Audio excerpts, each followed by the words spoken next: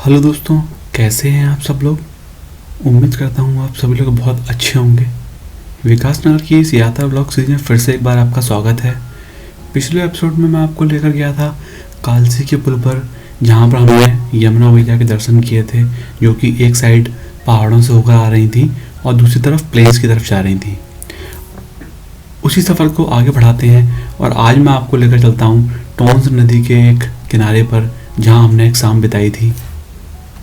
जिस जगह की मैं बात कर रहा हूँ, ये जगह कालसी माता मंदिर से करीबन 4 किलोमीटर पहले और छिबरो पावर प्लांट से लगभग 10 किलोमीटर आगे कालसी माता मंदिर की तरफ पर थी, जहाँ पर हम रुके थे। आगे बढ़ने से पहले थोड़ी सी बात करते हैं टोंस नदी के बारे में। तो टोंस नदी उत्तराखंड के गढ़वाल मंडल के उत्तरकाशी जिले में बंदरपूछ पर्वत के उत्तरी डाल पर स्थित स्वर्गरोहिणी ग्लेशियर से निकलती है और सूपिन नदी तथा हिमाचल के डोगरा कुआर से निकलने वाली रूपी नदी के मिलने से बनती है टोंस, जो कि कुछ दूरी तक तमसा नदी के नाम से भी जानी जाती है। उत्तराखंड और हिमाचल के बीच लगभग 148 किलोमीटर का बॉर्डर ये नदी ही तय करती है और कालसी में आकर ये यमुना नदी में मिल जाती है। 275 ईस्वी पूर्व का मौर्य सम्राट अशोक का शिलालेख भी इसी कालसी में स्थित है, जो कि यमुना और अमलावा नदियों के संगम पर स्थित है तथा कालसी में। चलिए अब बात करते हैं इस सफ़र के बारे में। तो कालसी के बाद हम लोग थोड़ा सा आगे बढ़े और इस बार इस सफ़र में मैं एक भी ऐसी कोई जगह खुद से पहले से खोजबीन करके नहीं लाया था कि मुझे यहाँ जाना है, क्योंकि मुझे पता था जिन जगह मैं जा रहा हूँ जुदा जी के साथ, वो बहुत ही घूमने फुनाए टाइप के किस्म के इंसान हैं और उन्हें इस जगह के बारे में अच्छे से पता है, चप्पे चप्पे से के बारे में जानते हैं। तो वो जहाँ भी ले जाएंगे मैं वहाँ पर चल पड़ूँगा। तो इसी क्रम में कालसी के बाद वो मेरे को लेके आगे बढ़ने लगे और उन्होंने एक जगह पर जाके, बिल्कुल पहाड़ी रोड था और वहाँ थोड़ी सी गाड़ी खड़ी करने की साइड से जगह थी, वहाँ पर गाड़ी रोक दी और गाड़ी रुकने के बाद उन्होंने कहा चलो मयंक अब चलते हैं नीचे। तो वहाँ पर एक कच्चा सा ट्रैक बना हुआ था, जिस पर कि इस टाइम बरसात की वजह से काफ़ी सारे पेड़ पौधे उगाए थे और शायद ये वो रास्ता था जिसका उपयोग ट्रैक्टर वाले रेत निकालने के लिए करते होंगे किसी एक टाइम पर। तो बस उसी रास्ते से हम लोग नीचे चल पड़े और करीबन 400 मीटर या 300 मीटर का ट्रैक करने के बाद हम फाइनली नदी के किनारे पर थे, जो कि कुछ इस तरीके की दिखाई दे रही थी। अभी फ़िलहाल नदी का जो बहाव था वो ज़बरदस्त था, नदी में बहुत पानी था और मेरा और उदय जी दोनों ही लोगों का ऐसा मानना है कि आप ऐसी किसी भी जगह जहाँ पर पानी का स्रोत हो वहाँ कितनी भी देर बैठ सकते हैं और आपको बोरियत महसूस नहीं होती। शायद ये इसलिए भी है क्योंकि प्रकृति को हम पसंद करते हैं। तो हमने वहाँ पर करीबन अगला आधा घंटा वहीं पर व्यतीत करने का निर्णय लिया और वहीं पर हम लोग जस्ट टहलने लगे। मेरा ऐसा मानना है कि पहाड़, नदी, तालाब, झरने, बरसात, बर्फबारी, इन सभी चीज़ों की प्रकृति ने ना एक अलग धुन बनाई हुई है और अगर आप उस धुन को सुन सकते हैं, महसूस कर सकते हैं, तो आप फिर ऐसी किसी जगह पर कितना भी समय व्यतीत कर सकते हैं और आपको बिल्कुल भी बोरियत नहीं होगी। तो बस मैं यहाँ पर उस धुन को महसूस कर पा रहा था और मैंने कैमरे को स्टैंड पर लगा कर थोड़ी देर के लिए छोड़ दिया। कोशिश कीजिए आप भी महसूस कीजिए इस धुन को।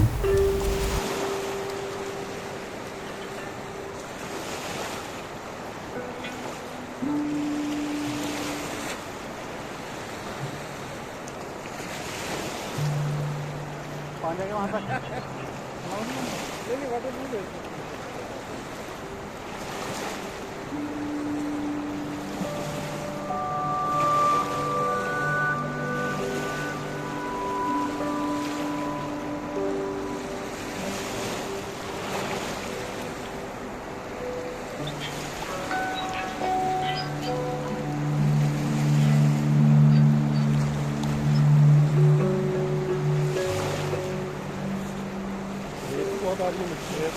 देखो ना ये सब जमा होगी, ट्रैक्टर वालों को मजे आ गए। जैसे पानी थोड़ा कम हो गए, हाँ बना ही लेंगे वो। जैसे 200 ट्रैक्टर में खत्म नहीं होती है।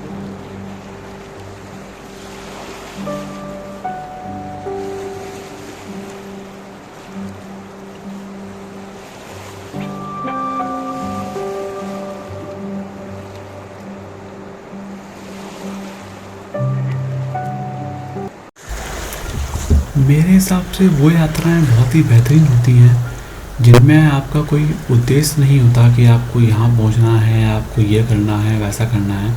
आप बस चल पड़ते हैं और रास्ते में मिलने वाली किसी नदी, तालाब, झरने या किसी भी ऐसी जगह पर बैठकर बस यूं ही प्रकृति को निहारते रहते हैं। ये कुछ वैसी ही यात्रा है। और मैं भी एक नदी के तट पर बैठा हूँ, जो कि बहुत कम हो पाता है। समय की भी कोई ऐसी कमी नहीं है। और यहाँ पर मैं देख रहा हूँ कि जब मैं आया था तब ये नदी काफ़ी साफ़ मुझे पानी दिखाई दे रहा था, और धीरे धीरे नदी के पानी के ऊपर भाप की कुछ लेयर सी बनती जा रही है, और धीरे धीरे वो लेयर और ज़्यादा मजबूत मैं कहूँगा होती जा रही है, और पानी की लहरें उसके अंदर छुपती सी जा रही हैं। एक अजीब ही टाइप का कुछ माहौल बना हुआ है, और कुल मिला के यहाँ बड़ा अच्छा लग रहा है।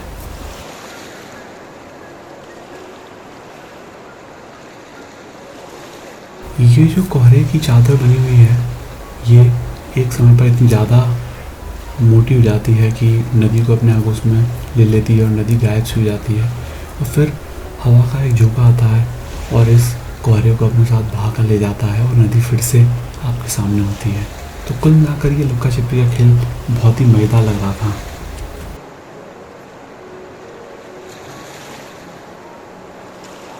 अभी जब मैं इस नदी के किनारे पर बैठा हूँ तो मुझे समझ में आ रहा है कि गाड़ी में बैठकर नदी के किनारे से गुजरने वाली रोड से गुजरने में और एक नदी के किनारे बैठकर समय बिताने में बहुत अंतर है। पर ये चीज़ तभी समझ में आती है जब आप गाड़ी की सीट से उतरकर एक नदी के किनारे पर जाकर बैठ पाएँ, अन्यथा तो एक ही बात है। तो कभी मौका लगे तो महसूस कीजिएगा इस चीज़ को।